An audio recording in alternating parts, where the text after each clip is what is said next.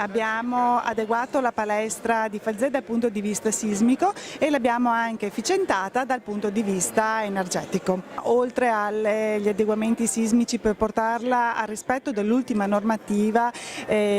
abbiamo anche provveduto a efficientarla dal punto di vista energetico, quindi cappotto, i serramenti, l'impianto di riscaldamento, l'impianto energetico, l'immunotecnico, quindi tutto quello che richiede oggi la normativa per avere un edificio al massimo del risparmio energetico e anche sicuro dal punto di vista sismico. L'anno scorso la scuola elementare, oggi la palestra, quale sarà la prossima inaugurazione? La palestra di Sernaglia sabato prossimo. Ecco, mi sono dimenticata di dirvi che abbiamo ottenuto per questa palestra, ma anche per la palestra di Sernaglia, dei fondi dalle bandi regionali,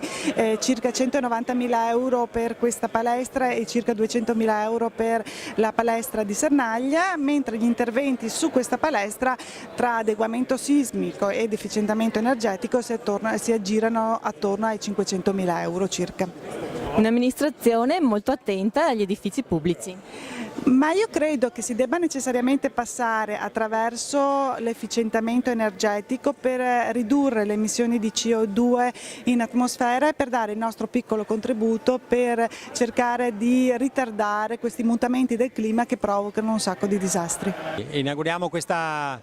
palestra ha preso un contributo importante di 190.000 euro da parte della Regione Veneto grazie all'utilizzo dei cosiddetti fondi strutturali europei che sono cofinanziati dalla Regione Veneto. La Regione Veneto ha fatto una scelta importante a inizio legislatura che è stata quella di aumentare la propria quota di cofinanziamento, perché ogni milione che noi mettiamo a disposizione ne ricaviamo 6 dall'Unione Europea. Il totale ha fatto sì che noi abbiamo un plafond a disposizione di 600 milioni di euro per il Veneto, divisi in tanti assi, e tra questi c'è anche il tema dell'efficientamento energetico per gli edifici pubblici, e quindi questa è una palestra che siamo riusciti a finanziare proprio grazie a questo, quindi un grazie in particolare al sindaco di Sernaglia per il lavoro che è stato fatto, perché appunto ha presentato la domanda in tempo per poter ricevere questo finanziamento che noi siamo riusciti ad erogare.